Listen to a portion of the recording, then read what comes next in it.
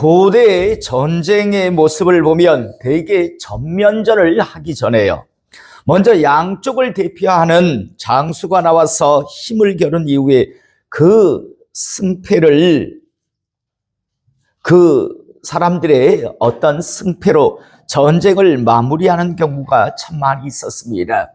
우리나라 예전 전쟁에도 보면 양쪽을 대표하는 장수가 나와서 서로 앞에서 막 칼싸움을 해가지고 한쪽이 지면 뭐 그대로 승패를 결정하거나, 아니면 이미 그 전쟁의 승패에 의해서 전쟁의 그러한 결과 또한 정해지는 것을 우리는 어떤 영화나 아니면 역사를 통해서 잘 알고 보게 됩니다. 이런 방식으로 예전에 전쟁을 치른 이유는요, 양쪽의 막대한 희생을 줄이기 위해서입니다. 그냥 무조건 와 하고 붙어가지고 하다 보면 많은 그런 희생자를 이렇게 발생할 수 있기 때문에 서로 양쪽을 대표하는 장수가 나와서 서로 겨룬 이후에 그것으로서 그냥 승패를 정하면 다른 많은 그런 무고한 어떤 희생을 줄이는 방법 중에 하나이기 때문에 고대의 전쟁 중에 이런 형식의 전쟁을 많이 치루었던 것을 잘 알고 있습니다. 오늘 우리가 읽은 본문 말씀은요, 이스라엘과 블레셋이 지금 전쟁을 치르고 있는 장면인데, 사실 이 전쟁은 세상적인 기준 판단으로 볼 때는 해보나 마나한 그런 전쟁이었습니다. 왜냐하면 크게 이유가 두 가지입니다. 하나는 전에도 항상 말씀드렸지만 당시 블레셋은요, 철기 문화를 가지고 있었습니다. 다시 말해서 그들의 창, 그들의 칼은요, 다 철로 되어 있었습니다. 그런데 당시 근동의 대부분의 나라는요, 무기가 청동기였습니다. 철과 청동기가 서로 부딪히면 청동기는 다 휘어지고 다 그냥 잘라질 수밖에 없습니다. 블레셋은 해양 민족이었기 때문에 굉장히 철을 빨리 발견을 했습니다. 그리고 그 철을 가지고 이제 무기를 만들었고요. 절대 이 비밀을 다른 사람들에게 다른 민족에게 가르쳐 주지 않았습니다. 그래서 이스라엘에서 어떤 철의 어떤 농기구가 문제가 되면 그 농기구를 가지고요, 블레셋 진영에 가서 고쳐야 하는 그러한 상황이 당시의 상황이었습니다. 한마디로 말해서 이쪽은 철기 문화를 가지고 있습니다. 칼과 창, 모든 무기가 철로 되어 있습니다. 무쇠입니다. 그런데 이쪽은 구리거든요. 황동, 이런 구리 종류니까 싸워 보면 서로 부딪히면 실은요, 철로 만든 무기를 가지고 있는 군대가 이길 수밖에 없습니다.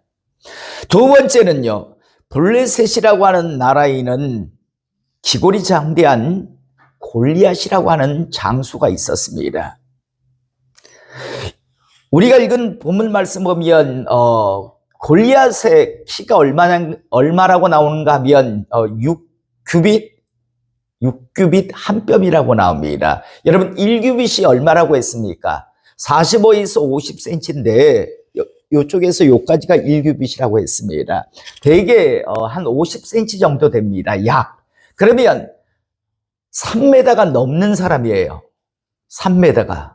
3m 넘는 거 그렇게 대단하다라고 생각하실지 모르겠으나, 제가 예전에요, 고속버스 휴게소에서 우리나라 배구 선수를 봤어요. 우리나라 배구 선수들이 거의 2m, 1m 98에서 2m 정도 됩니다. 그런데요, 정말 그냥 수치로 듣던 거와 서로 정말 화장실을 서로 오가다가 만났는데 정말 이래 봤어요. 그래서 다른 세계의 사람 같더라고요. 다른 세계의 사람. 2m 정도만 돼도 그 정도인데요, 3m가 넘으니까 얼마나 컸겠습니까? 바로 저쪽에는요, 지금 무기 소재가 철이었습니다. 또 하나는 저쪽에는 싸움을 돕는 자가 하나 있었는데 그 사람이 바로 골리앗이라고 하는 사람인데, 이 사람은요, 정말요, 키만 3m겠습니까? 다른 몸까지 다 하면 이건 이래 보면 감히 어떡해요? 감히 어떻게 싸워볼 그런 엄두를 낼 수 없는 그런 상황이 지금 이 전쟁의 상황이었습니다. 자, 오늘 우리가 읽은 본문 말씀 보면 1절서부터 보겠습니다. 블레셋 사람들이 그들의 군대를 모으고 싸우고자 하여 유다에 속한 소고에 모여 소고와 아세가 사이에 에베스 다임림에 진침해 사울과 이스라엘 사람들이 모여서 엘라 골짜기에 진치고 블레셋 사람들을 대하여 전열을 벌였으니 블레셋 사람들은 이쪽 산에 섰고 이스라엘은 저쪽 산에 섰고 그 사이는 골짜기가 있었더라. 자, 서로 양쪽이 서로 지금 대치하고 있습니다. 블레셋과 이스라엘이. 그리고 이제 4절, 블레셋 사람들의 진영에서 싸움을 도두는 자가 왔는데 그 이름은 골리앗이요라고 말합니다. 저쪽에서 이제 블레셋 진영에서 이제 야 우리 1대1로 한번 붙자 라고 이야기가 하면서 한 사람이 나왔습니다. 그런데 그 사람의 이름은 골리앗인데 이 사람은 가드 사람이라. 여러분 가드 하면 이제 어딘 줄 알죠? 가드, 가사, 아스돗, 아스글론, 에글론 이게 뭡니까? 블레셋의 5방백이죠. 이 블레셋이 5방백이 모여서 블레셋이라고 하는 나라를 이루고 있었습니다. 이 골리앗은 가드 사람이었습니다. 가드 사람이라. 그의 키는 6규빗 한 뼘이요. 한 규빗이 50cm니까 6규빗 한 뼘이면 거의 3m 한 20 정도. 3m 20 정도의 지금 키를 가지고 있습니다. 그러면서 머리에는 노투구를 썼고 몸에는 비늘 갑옷을 입었으니 그 갑옷의 무게가 놋 5,000세겔이며 그의 다리에는 놋 각반을 쳤고 어깨 사이에는 놋 단창을 메었으니 그 창자루는 배틀채 같고 창날은 철 600세겔이며 방패든 자가 앞서 행하더라. 자, 여러분 블레셋의 정말 어마어마한 큰 정말 벽 같은 그런 장수가 온 몸에 철로 된 갑옷을 쫙 입고 배틀채 같은 창을 들고 나와가지고요. 지금 소리를 칩니다. 그것도 얼마인가 하면 40일을 아침 저녁으로 나와서 이야기합니다. 야, 한번 붙어보자. 야, 그렇게 용기 없어? 너희들 하나님의 사람들 아니야? 야, 한번 나와봐. 누구든지 나와서. 그래서 이후의 말씀을 보면 어떡합니까? 너희들이 날 죽이면 너희 중에 나를 죽이는 사람이 있으면 우리가 너희 종이 될게. 대신 누구든지 나와서 나한테 져서 죽임을 당하면 너희 이스라엘이 우리나라의 종, 우리 블레셋의 종이 되어야 한다라고 그렇게 하면서 40일 동안요 계속 나와서 소리를 칩니다. 8절에 보면 그가 서서 이스라엘 군대를 향하여 외쳐 이르되 너희가 어찌하여 나와서 전열을 벌였느냐? 나는 블레셋 사람이 아니며 너희는 사울의 신복이 아니냐? 너희는 한 사람을 택하여 내게로 내려보내라. 그가 나와 싸워서 나를 죽이면 우리가 너희의 종이 되겠고 만일 내가 이겨 그를 죽이면 너희가 우리의 종이 되어 우리를 섬길 것이니라. 그 블레셋 사람이 또 이르되 내가 오늘 이스라엘 군대를 모욕하였으니 사람을 보내어 나와 더불어 싸우게 하라 한지라. 아예 대놓고 지금요. 야, 내가 너희들 모욕했잖아. 분하지도 않아 너희들? 너희들은 성질도 없니? 내가 너희들 지금 모욕하고 있잖아. 그러니까 누구든지 하나 나와. 그래가지고 너희들 중에 날 죽이면 우리가 너희 종 될게. 대신 너희들이 만약에 지게 되면 너희 중에 대표로 나와서 만약에 나한테 죽게 되면 너희가 내 종이, 너희 이스라엘이 우리의 종이 되어야 한다라고 그렇게 이야기합니다. 이건 그따 어떤 감정으로 욕하고 나갈 상황도 아니잖아요. 나갔다가 치면 한 나라가 자기들의 이스라엘이라는 민족이 지금 종이 되어야 하는 상황입니다. 그런데요, 감히 나갈 수가 없습니다. 도저히 너무 비슷해야 어떻게 해본다지만 저쪽은 3m가 넘는 그런 기골이 장대한 장수가 나와서 소리를 치며 아예 대놓고 야, 내가 너희들 모욕하고 있잖아 라고 지금 이야기합니다. 자, 이때 사울과 온 이스라엘이 블레셋 사람의 이 말을 듣고 놀라 크게 두려워하니라. 이건 분노하기보다는요, 오히려 두려움이 모욕을 했다라고 하는데도 어떤 분노보다는요, 두려움이 더 몰려오는 그런 상황이었습니다. 이런 상황이 계속 연출되고 있었습니다. 이때요, 이 전장 엘라 골짜기에 한 사람이 찾아오게 됩니다. 그 사람의 이름은 바로 다윗입니다. 이세의 8번째 마지막 아들입니다. 이세라고 하는 사람의 이미 큰 아들 중 3명, 첫째, 둘째, 셋째, 오늘 우리 성경에 나옵니다. 엘리압, 아비나답, 삼마, 이렇게 다윗의 첫째 영, 둘째 영, 셋째 영은 이미 지금 이 사울과 함께 이 전장에 참전하고 있었습니다. 그리고 다윗은 막내였기 때문에 지금 아버지와 이제 전장터를 왔다 갔다 하면서 어떤 식량들을 그리고 안부를 이렇게 전하는 그런 역할을 하고 있었습니다. 이때 마침 골리앗이 그렇게 모욕을 하고 있는 상황이 연출될 때 아무도요 골리앗 앞에 나가지 못할 때 이 전장터에 한 하나님의 사람이 오게 됩니다. 그 사람은 바로 다윗인데요. 자, 20절에 보면 다윗이 아침에 일찍 일어나서 양을 양지키는 자에게 맡기고 이새가 명령한 대로 가지고 가서 진영에 이른즉 마침 군대가 전장에서 나와서 싸우려고 고함치며 이스라엘과 블레셋 사람들이 전열을 벌이고 양군이 서로 대치하였더라. 아직 서로 싸우는 게 아니라 저쪽은 계속 와서 야 나와 하고 있고 이쪽에서는요 찍소리 못하고 씩씩거리면서 부러움에 붙들려 있는 상황이 계속 연출되고 있었습니다. 그런데 이 소리를요, 이런 장면을 다윗이 보게 됩니다. 22절, 다윗이 자기의 짐 지키는 자의 손에 맡기고 군대로 달려가서 형들에게 문안하고 그들과 함께 말할 때 마침 블레셋 사람의 싸움 두드는 가드 사람 골리앗이라고 하는 자가 그 전열에서 나와 전과 같은 말을 하며 다윗이 들으니라.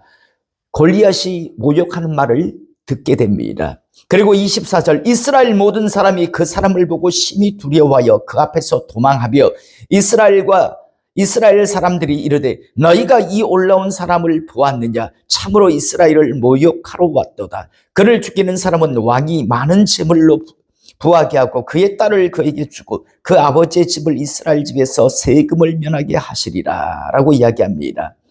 자, 분하긴 분한데 두려움 때문에 나가지 못하는 상황입니다. 그리고 그냥 말로만 야 저거 나가서 저 골리앗만 익으면 좀 뭐라고 합니까? 출세하는데 완전히 그냥 신분 완전히 세탁이 되는데 뭐 이런 여러 가지 이야기를 서로 하고 있습니다. 그런데 나가지 못합니다.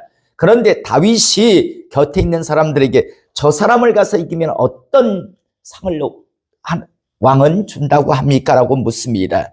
그러나 다윗이 원했던 그 욕심낸 건 사울이 거뒀던 상이 아니었습니다. 다윗은요 감히 할례받지 못한 자, 실은 여러분과 저도 할례받지 못한 자잖아요. 신앙적으로 볼 때는 그들이 생각하는 이방인이란 뜻입니다. 하나님의 사람이 아닌 하나님을 모르는 자가 감히 하나님을 모욕한다라는 것에 대한 분노를 느낍니다. 여기서 느끼는 이 분노가 어떤 분노가 하면 거룩한 분노라고 합니다. 저는 여러분 이 땅에 살아가시면서 여러분 많은 사람들이 착각하는 게 이런 게 있죠. 예수 믿는 사람들은 뭐 잘못된 걸 보고도 형제님, 자매님, 예 하고 무조건 예의하는, 여러분 그게 그리스도인의 모습이라고 생각합니다. 그런데 성경에 보면요 거룩한 분노, 거룩한 욕심을 갖는 사람을 하나님이 쓰시는 걸 우리가 너무나 보게 됩니다. 비느하스라고 하는 사람을 여러분 기억하십니까?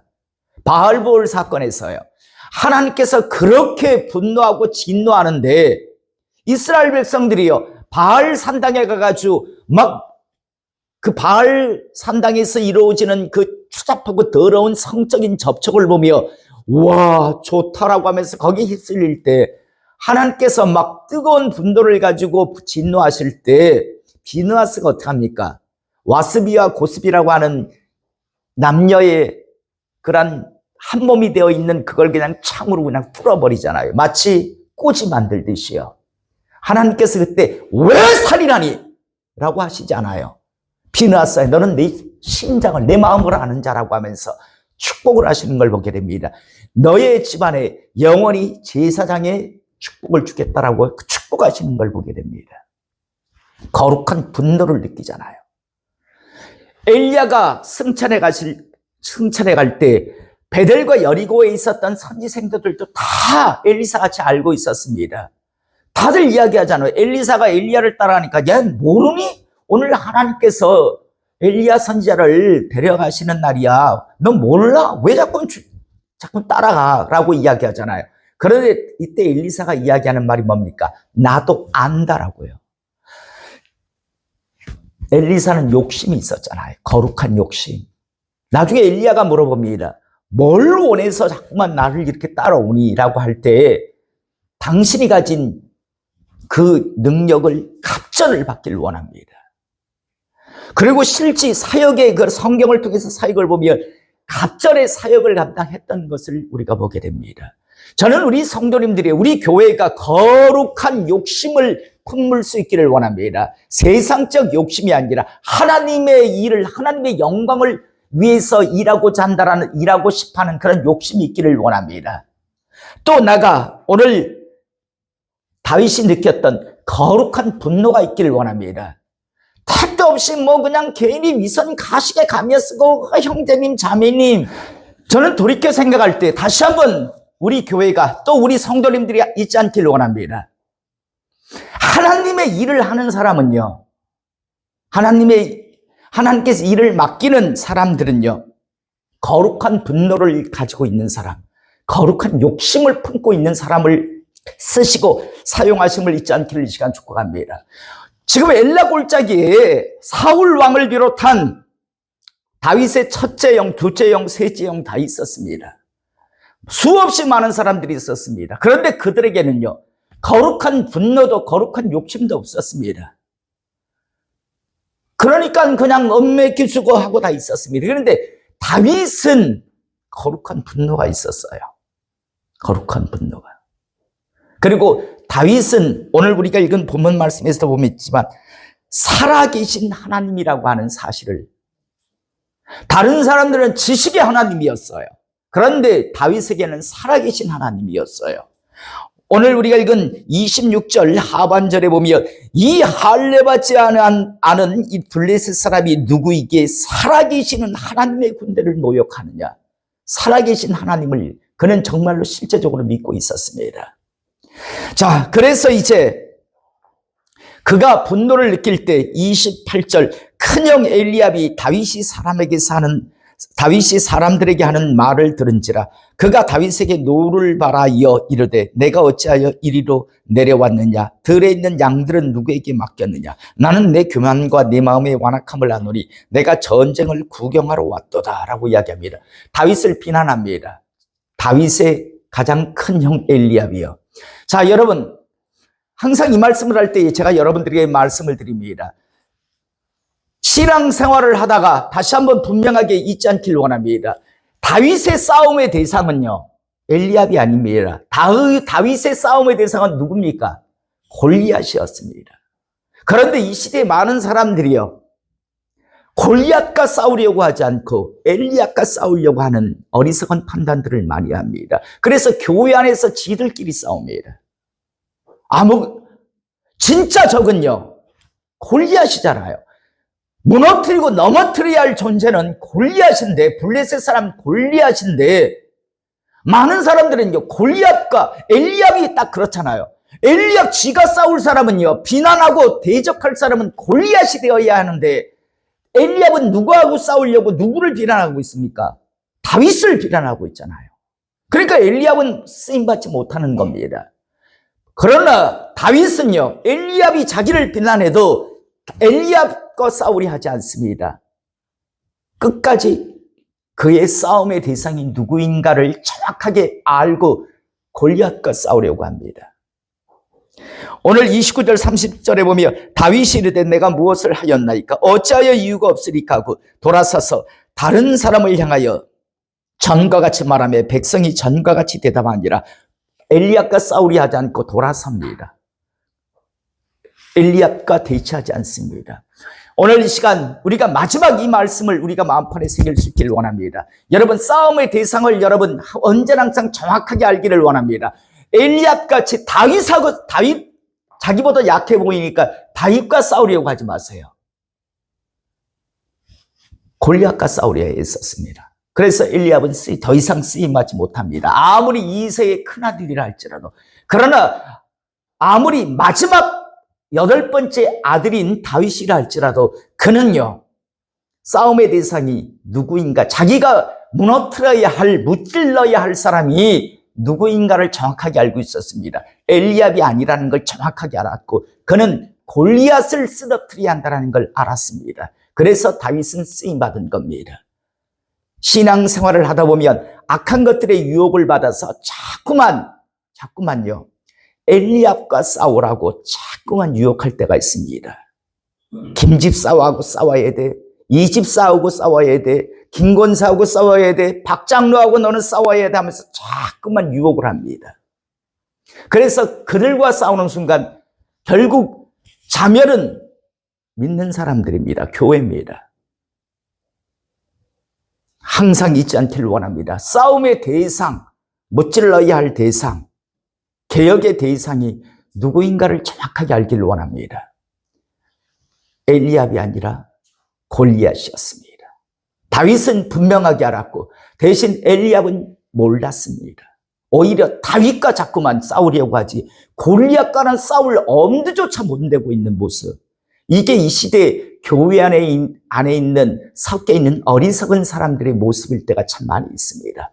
항상 잊지 않고 우리 모두는요, 우리 교회 성도님들은 엘리압이 아니라 골리앗과 싸우기 위해서 준비하고 나갈 수 있는 하나님의 교회 되기를 이 시간 주님의 이름으로 축복합니다. 기도하시겠습니다.